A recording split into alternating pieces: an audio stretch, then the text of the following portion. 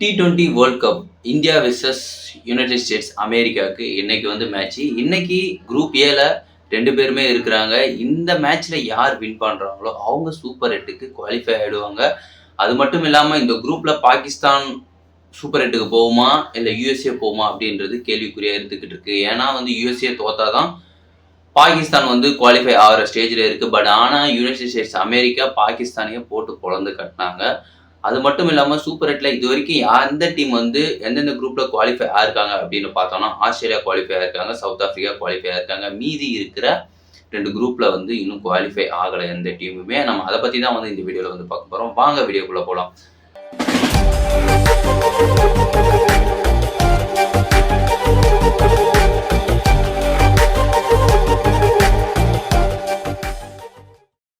Hi hello everyone, நான் உங்கள் குணமூர்த்தி.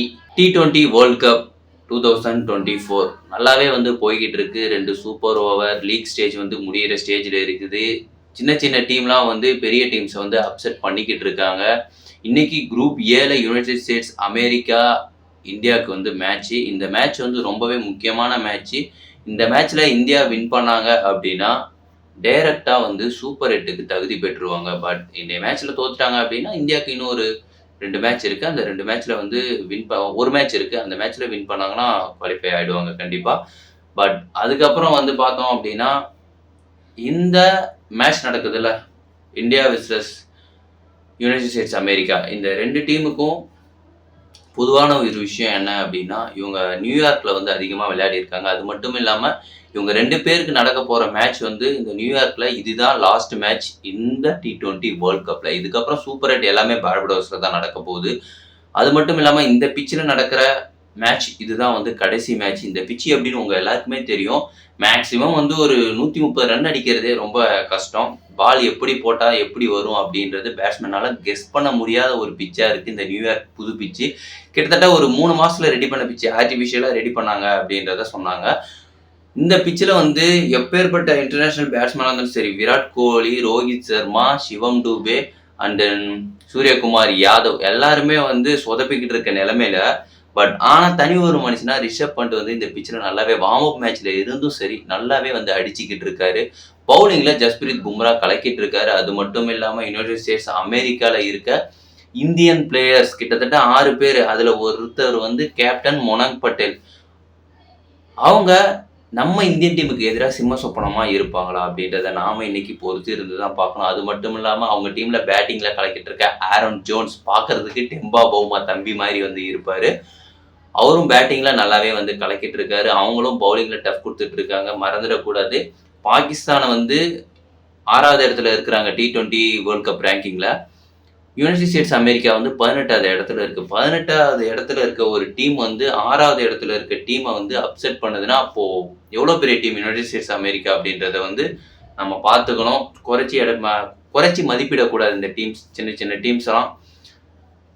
அது மட்டும் இல்லாமல் இன்னைக்கு வந்து சூரியகுமார் யாதவ் அண்ட் தென் சிவம் டூபே இவங்கெல்லாம் வந்து விளையாடினா நல்லா இருக்கும். பட் ஆனால் இந்த பிச்சிலன்றது ரொம்பவே கஷ்டமாக இருக்குது. பட் இருந்தாலும் பாகிஸ்தான் பவுலர் ஸ்டஃப் கொடுத்த மாதிரி United States America bowler stuff கொடுப்பாங்களா அப்படின்றது கொஞ்சம் கேள்விக்குறியாக தான் இருந்துக்கிட்டு இருக்கு. ஏன் அப்படின்னா அவங்க ஃபாஸ்ட் பவுலர்ஸ்னால அந்த அளவுக்கு இவங்க போடுவாங்களா அப்படின்னு வந்து கேட்டோம்னா கொஞ்சம் டவுட் தான். பட் இருந்த போதிலும் இன்னைக்கு மேட்ச்சில் வந்து சேஞ்சஸ் மேபி இருக்காதுன்னு தான் நினைக்கிறேன். இவங்க இதே ஃப்ளோவில் தான் ஃபைனல் வரைக்கும் போகிறாங்க அப்படின்ற மாதிரி சொல்லி, யாருக்காவது இன்ஜூரி விளையாடவே முடியாத சூழ்நிலை வருது அப்படின்னா பிளேயர்ஸை சேஞ்ச் பண்ணுவாங்க அப்படின்ற மாதிரி எனக்கு தோணுது.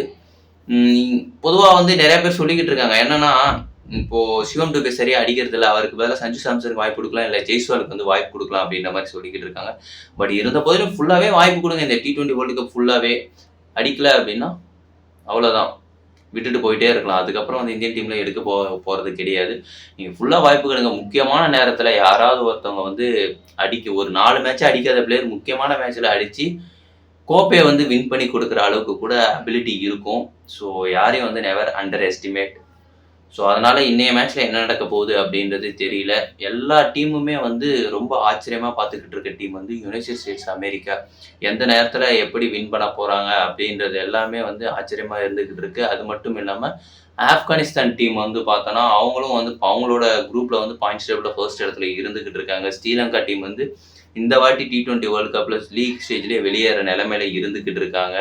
அது மட்டும் இல்லாமல் நியூசிலாந்துக்கு நாளைக்கு நியூசிலாந்து அண்ட் தென் வெஸ்ட் இண்டீஸ். நியூசிலாந்து மேட்ச்லேயே ஆப்கானிஸ்தான் கூட தோத்துருந்தாங்க. இது 2வது மேட்ச். இந்த மேட்ச்சில் வந்து அவங்க ஜெயிச்சாகணும். வரப்போகிற மேட்ச்சில் எல்லாத்துலேயுமே அவங்க ஜெயிச்சா தான் வந்து குவாலிஃபை ஆக முடியும். ஏன்னா ஒரு டீமுக்கு 4 மேட்ச். இந்த 4 மேட்ச்சில் அவங்க 3 மேட்ச் வின் பண்ணாங்க அப்படின்னா சூப்பர் 8க்கு தகுதி பெறுவாங்க.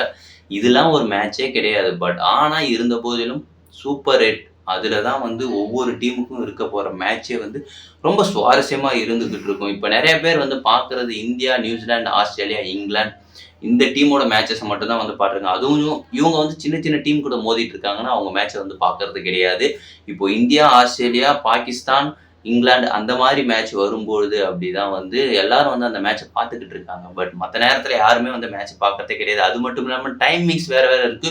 ஒரு நாளைக்கு 3 மேட்ச் 4 மேட்ச்லாம் வந்து நடந்துகிட்டு இருக்கு. ஸோ அதனால வந்து முக்கியமான மேட்ச் இது. அதை மட்டும் தான் வந்து எல்லாரும் பார்த்துக்கிட்டு இருக்காங்க. ஆனால் இந்த T20 வேர்ல்டு கப்பை பார்த்தோம் அப்படின்னா ஒரே மாதம் தான். ஒரே மாதத்துல ஜூன் 2ஆம் தேதி ஸ்டார்ட் பண்ணாங்க. இப்போ வந்து ஜூன் 29 இந்த மாதம் எண்டுலேயே வந்து இந்த T20 வேர்ல்ட் கப் முடிய போகுது. அது மட்டும் இல்லாமல் ப்ரைஸஸ்லாம் வந்து கம்மி தான். இருக்கிறதுலே வந்து பார்த்தோன்னா எந்த ஸ்போர்ட்ஸில் வந்து ப்ரைஸ்க்கு வந்து அதிகம் அப்படின்னா ஃபுட்பாலுக்கு தான் ரொம்ப அதிகமான ப்ரைஸ் வந்து. அது மட்டும் இல்லாமல் அதுக்கும் ஃபேன்ஸ் தான் ரொம்ப அதிகம். ஃபுட்பாலுக்கு தான் வந்து ஃபேன்ஸ் அதிகம். அதுக்கப்புறம் வந்து பார்த்தோம் அப்படின்னா கிரிக்கெட் தான் செகண்ட் பிளேஸில் இருக்கிறது. யுனைடெட் ஸ்டேட்ஸ் அமெரிக்கா வந்து பொதுவாக ஒலிம்பிக்லேயும் சரி எல்லா ஸ்போர்ட்ஸ்லையுமே வந்து அதிகமாக ஆதிக்கம் செலுத்திக்கிட்டு இருக்காங்க. இப்போ வந்து கிரிக்கெட்லேயும் அவங்க கால் ஊனி இருக்காங்க. அவங்க கூடிய சீக்கிரத்தில் விரைவில் கிட்டத்தட்ட ஒரு 5th ரேங்க்லாம் சொல்ல மாட்டேன். அவங்க வேர்ல்டு கப் வின் பண்ணுறதுக்கும் சான்சஸ் இருக்குது. ஏன்னா இந்தியன் பிளேயர்ஸ் மட்டும் இல்லாமல் அவங்க கண்ட்ரியில் கிட்டத்தட்ட ஒரு 4-5 வெவ்வேறு கண்ட்ரியில் இருக்க பிளேயர்ஸும் இருக்காங்க. கனடா, அயர்லாந்து இது போன்ற பிளேயர்ஸ் எல்லாருமே அவங்க நாட்டில் இருக்கிறாங்க.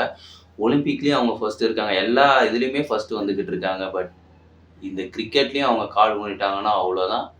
இந்தியன் டீமை டாமினேட் பண்ணிட்டு போய்கிட்டே இருப்பாங்க. அவங்களும் வந்து விளையாண்டா வந்து நல்லாயிருக்கும். ஐபிஎல் இந்த பாகிஸ்தான் பிளேயர்ஸ் எல்லாம் வந்து ஐபிஎல் விளையாடணும் அப்படின்ற மாதிரி ஆசை இருந்துக்கிட்டு இருக்கு. பட் இருந்த போதிலும் இந்த பிசிசியோட வேலையினால இந்த பாகிஸ்தான் பிளேயர்ஸ் வந்து நம்ம இந்தியாவுக்குள்ளே வந்து இன்னும் விளையாடவே முடியாத நிலைமை தொடர்ந்து இருந்துக்கிட்டே தான் இருக்குது.